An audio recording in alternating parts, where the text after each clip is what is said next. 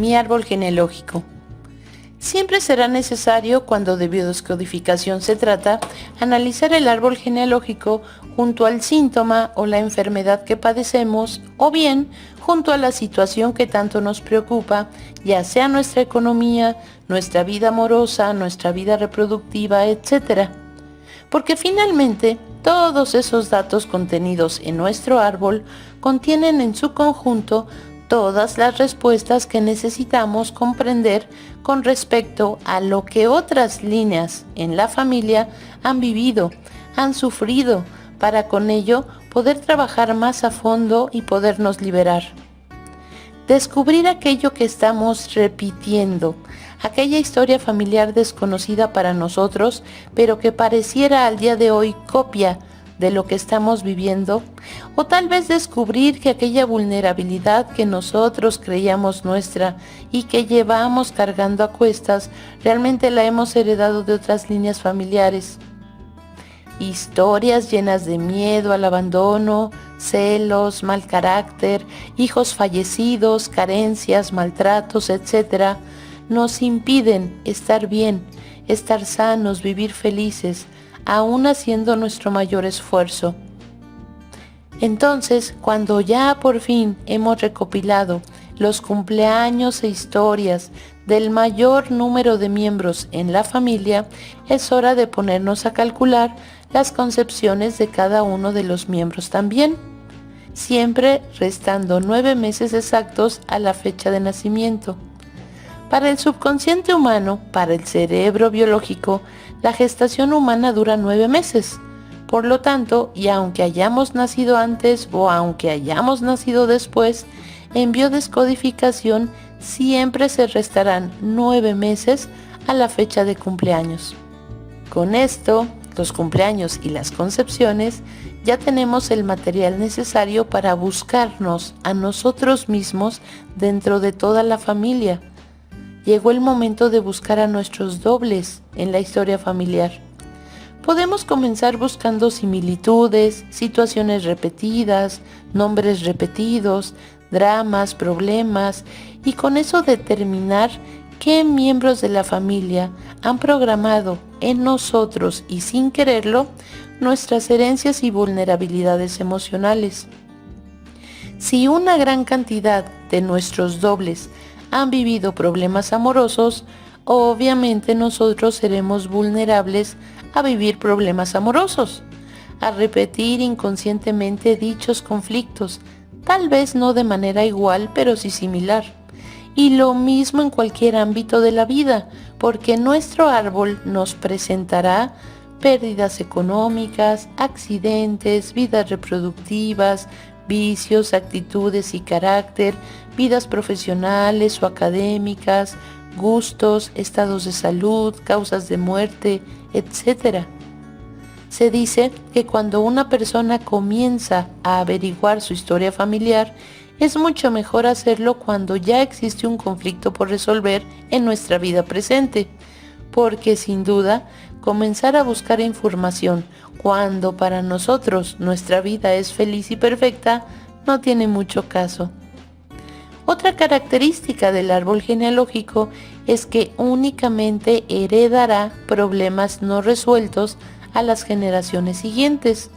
Por ejemplo, imaginemos que el abuelo de mi padre, mi bisabuelo, era un hombre muy rico y lleno de suerte, pero en un momento de su vida cometió un fraude para apoderarse de las tierras de su mejor amigo en aquel entonces. La familia se entera de ese hecho, pero todos callan, y ese delito queda guardado.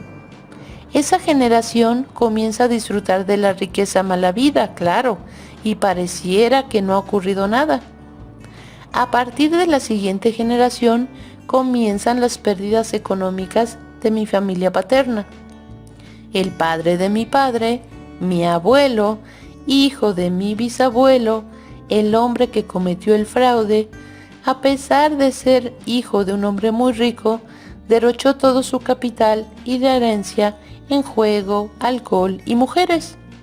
Engañó a una mujer, engañó a otra, se enamoró constantemente y comenzó a dejar hijos sin reconocer por todas partes, hasta que por fin un día conoce a mi abuela, madre de mi padre, y decide casarse, pero aún casado sigue engañando a mi abuela.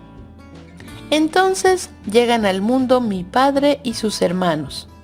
Mi padre logra con muchos esfuerzos terminar la carrera de leyes, porque, según él, le gustaba la justicia, pero jamás ha sido un hombre de economía estable o éxito profesional.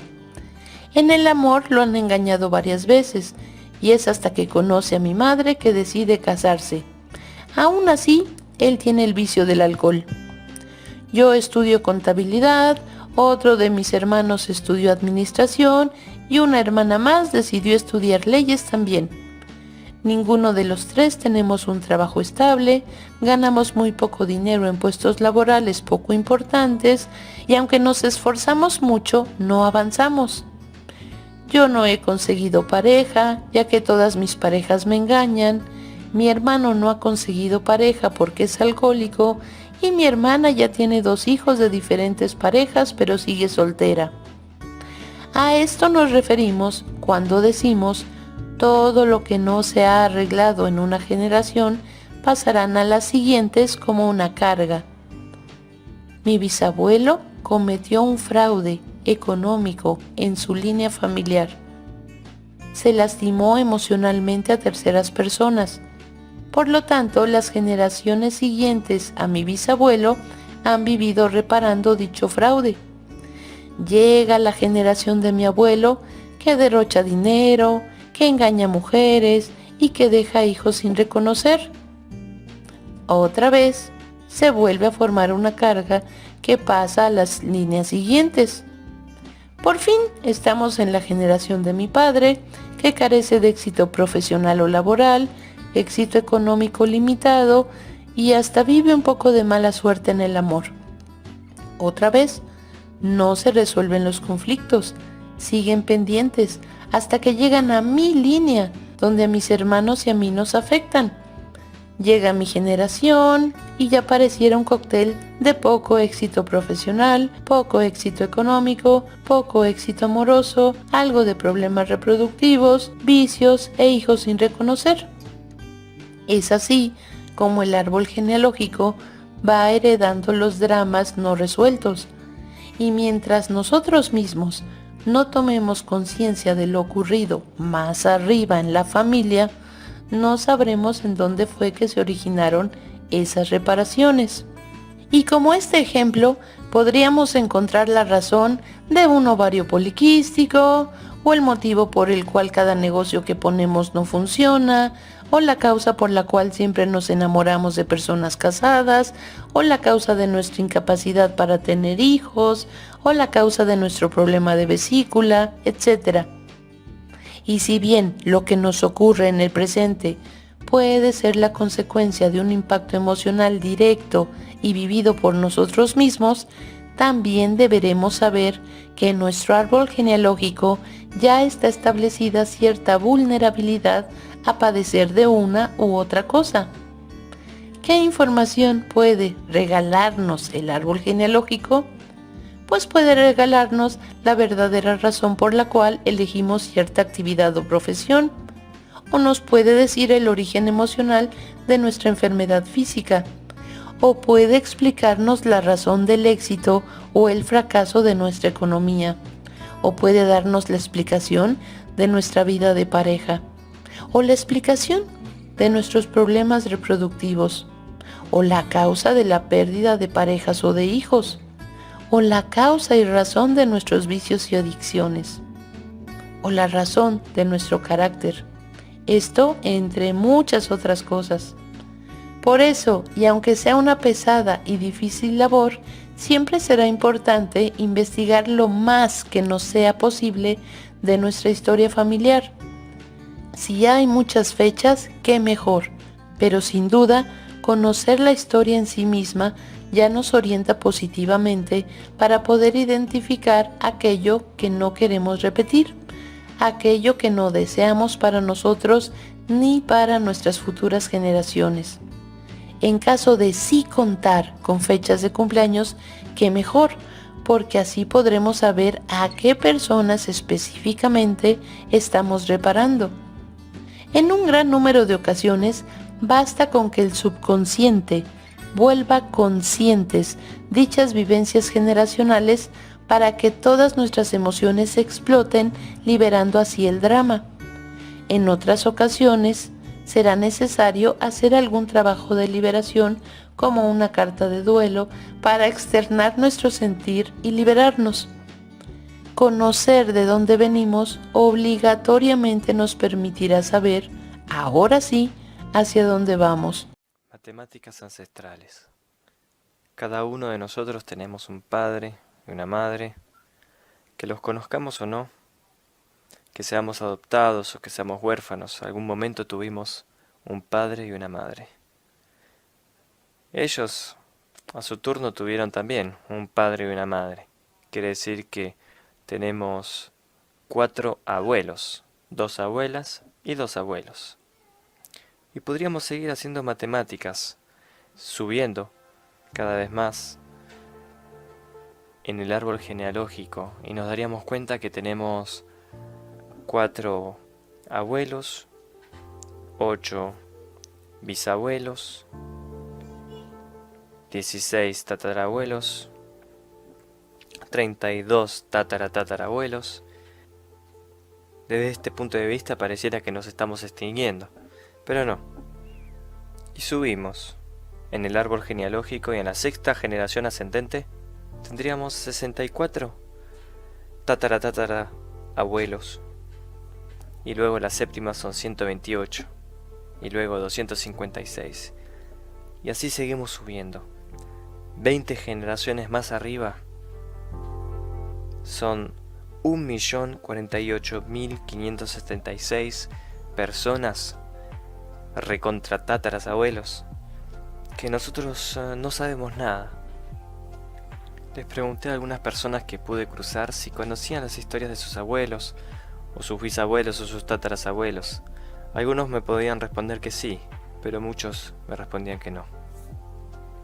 Parece como si sus familias hubiesen nacido apenas hace 3 o 4 generaciones atrás.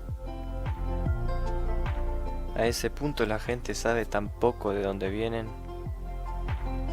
Entonces hice un cálculo. ¿Cuántos años son 20 generaciones?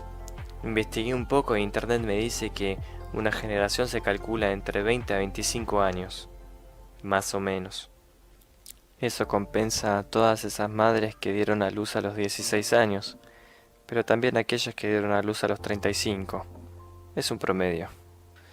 Entonces hice ese cálculo para ver 20 generaciones más arriba, qué años serían a partir de hoy. El año es entre 1580 y 1480. En esos años existían 1.048.576 personas que harían de manera que yo algún día nazca. Y estos son puras matemáticas. Esto no está calculando los incestos, no está calculando los primos o los hermanos o los tíos. Solamente padres, madres y abuelos, descendencia directa. El total de 20 generaciones hasta hoy, contando a mis padres, son 2.097.150 personas que hacen parte de mi familia, de las cuales sé muy poco, que no conozco nada, la verdad. Apenas la historia de mis bisabuelos en adelante. En todas estas generaciones, en todos estos 2.097.150 personas, seguramente existieron campesinos, existieron soldados, prostitutas, asesinos, exploradores, religiosos, nobles, trabajadores, artesanos. Pero a decir verdad, no lo sé. Solo quedé imaginar quiénes eran. No tengo otra manera de saber quiénes fueron. Ahora bien, Eso quiere decir que si aplico esa regla también a mí mismo, y digo, quizás soy la 20ª generación ascendente de alguien que llegará dentro de 500 años a partir de hoy. Eso quiere decir que hoy mismo existen 1.050.000 personas que van a ayudarme a que esa persona algún día nazca. Y cuando esa persona esté aquí, no va a tener ni idea de quiénes fuimos. Por eso me gusta imaginar que cuando camino por las calles y me cruzo con las personas, estoy cruzando quizá algún familiar, alguien que fue de mi familia o será de mi familia quizá algún día. Trato de caminar sonriendo cada día, pensando que camino entre la familia. Y de repente veo a la gente y ya no tiene más cara de desconocida. A veces pienso en por qué la gente tiene actitudes solidarias. Y me gusta pensar que en realidad es un mensaje de nuestros abuelos, nuestros ancestros, que nos dicen, tiéndele una mano a esta persona. Su ancestro me ayudó un día, cuando lo necesitaba. Y entonces tendemos. Muy buenas tardes a todos, sean todos muy bienvenidos. Entonces, hoy vamos a hablar un poco sobre la constitución del mundo espiritual. Meishu Sama nos dice que el mundo espiritual está constituido de 3 niveles: el plano inferior, el plano intermediario, el plano superior, más uno donde se encuentra el Supremo Dios. O sea que Meishu Sama diz que são 180 gradas más una, donde se encuentra el Supremo Dios, Creador del universo. Entonces, nosotros y todos nuestros antepasados estamos en un trabajo de continua evolución para nuestro crecimiento, tanto en el mundo material como en el plano espiritual. Y muchos de nuestros antepasados se encuentran en los distintos niveles de ese reino espiritual. Por eso es muy importante que podamos conocer, estudiar, esclarecer algunos puntos sobre la existencia del espíritu, o sea, después que él ya no se encuentra con su cuerpo carnal. Entonces, vamos a hablar un poquito qué es la muerte. Para entender um pouco o que é a morte, precisamos entender sobre os 3 elementos fundamentais que produzem a vida, que está ligado ao elemento fogo, ao elemento terra e ao elemento água. Então, a união desses 3 elementos produz a vida. E, de acordo com a lei da identidade espírito-matéria, el momento en que se separa del cuerpo, se produce lo que conocemos como muerte. ¿Y por qué ocurre esta separación? Porque el cuerpo físico se vuelve inútil, o sea, por enfermedad, hemorragia, vejez, y el instante en que esta condición sobrepasa cierto límite, entra la ley que obliga a la separación. Con la muerte, el cuerpo se enfría, la sangre se coagula, y esto sucede por la ausencia del espíritu, o sea, la ausencia del elemento fuego. Entonces, la parte del cuerpo carnal va a la tierra. Entonces, como el organismo no posee más del 70% de agua, eso ocurre la evaporización y el cuerpo carnal se vuelve polvo. Pero el espíritu sigue viviendo, ¿no? Con la esencia divina dentro de cada uno de nosotros. ¿Y qué es lo que sucede con este espíritu? Él va al mundo espiritual con la forma exacta del cuerpo físico. Ese punto es muy importante que podamos entender. Claro que con el estudio, la comprensión, él va teniendo conciencia de que él puede tener elasticidad, se transformar en una esfera de luz. pero ele sempre tem a forma exata do corpo físico. Bueno, como vemos en esta lámina, ¿no? Ahí Meixo Sama nos orienta que generalmente el espíritu se desprende del cuerpo por la región frontal, por la región umbilical y por la punta de los dedos del pie. Él dice que el espíritu puro sale por la frente y el que tiene muchas máculas por las puntas de los dedos del pie, el mediano por la región umbilical. Isso se deve a que o Espírito puro praticou o bem durante sua vida, sumou méritos e foi purificado. Ele que tem muitas máculas, sumou muitos pecados, e o mediano se situa entre os dois tipos mencionados. Todo está fundamentado em la lei de la concordância. Então, nosso estado original, nosso espírito deveria estar sem nublamentos, em total iluminação, ¿no? Com total iluminação. Então, tal como está no dibujo, no momento da separação, é como que nós outros nos vemos, ¿no? O corpo físico. Então, é muito importante que pratiquemos boas ações para que no momento do desprendimento podamos evolucionar, podamos ter consciência de que vamos seguir trabalho de evolução no mundo espiritual. Também há o seguinte, não? O julgamento ao entrar nesse plano espiritual. Ou seja, vamos ser julgados de acordo ao nível que nos corresponde, não? Em uma balança vai somar as máculas e as virtudes, e de acordo ao que somamos, vamos para níveis superiores, intermediários ou inferiores.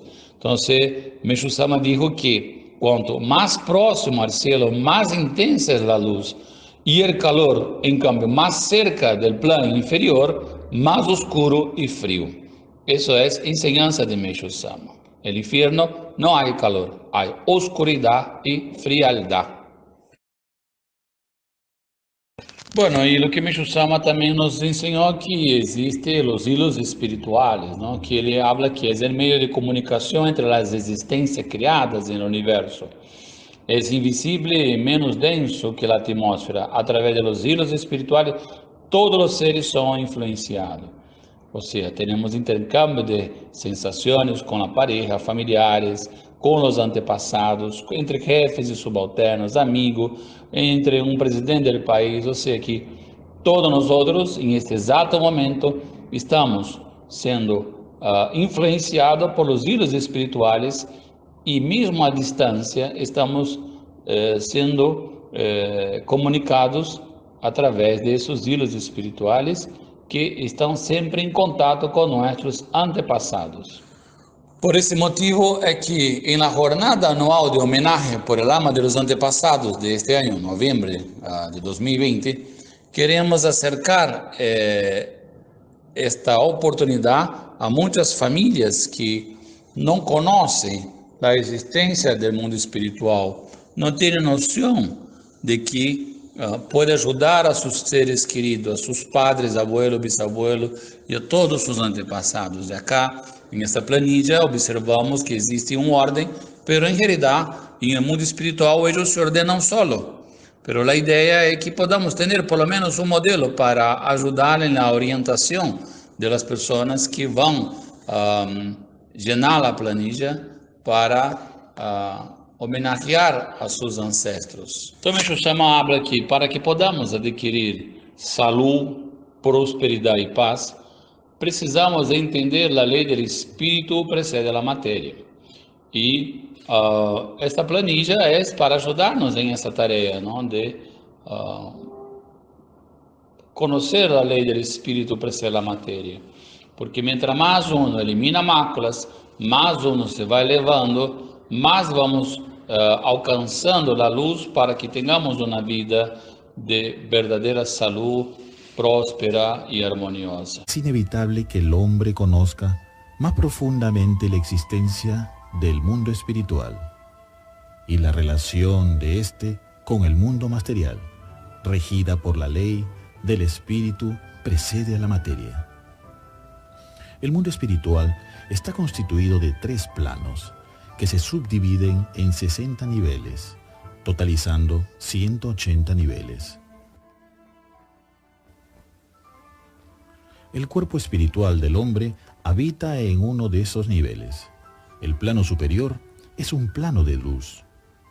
Si el espíritu habita ese plano, su vida estará repleta de salud, prosperidad y paz.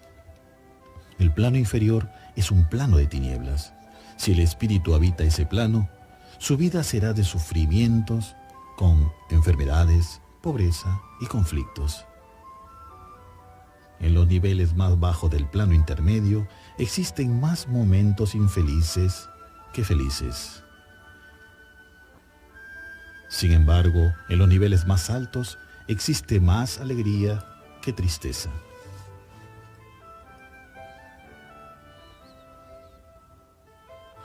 ¿Y qué es lo que influye que el espíritu habite los niveles superiores o inferiores? Es justamente la cantidad de impurezas que cada uno posee. Cuanto más impurezas, más pesado el espíritu, haciendo que éste decaiga de nivel.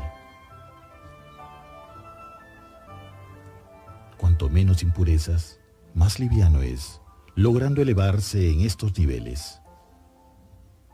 Por lo tanto, la felicidad o infelicidad depende de la cantidad de impurezas espirituales y físicas que cada uno posee. En síntesis, depende del nivel espiritual de cada persona.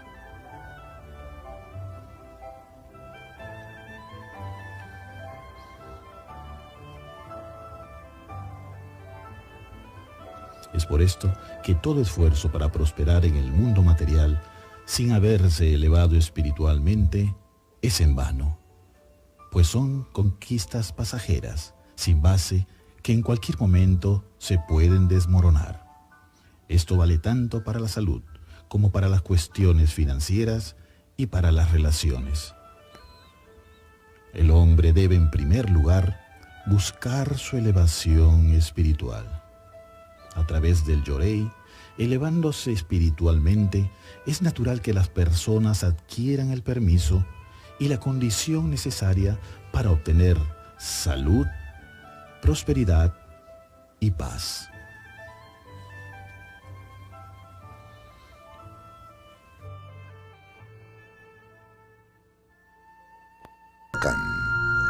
El lago de Pátzcuaro se prepara para recibir a los que ya se fueron y hoy regresan, los muertos. Todo se alista para hallar, con aromas y luz, el regreso de las ánimas a su hogar, en donde les aguarda un altar de bienvenida.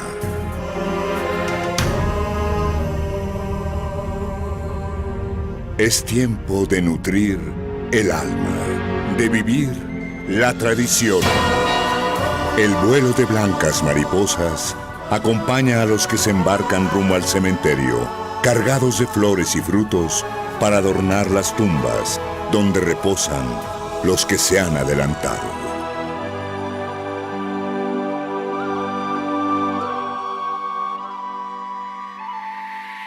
Se llena el panteón de Cempasúchil, la flor de 20 flores. Se encienden las velas y comienza la fiesta del reencuentro. Una larga noche de velación, de cantos y plegarias, donde los muertos regresan para celebrar con los suyos el misterio de la vida. Es Día de Muertos en el lago de Pátzcuaro.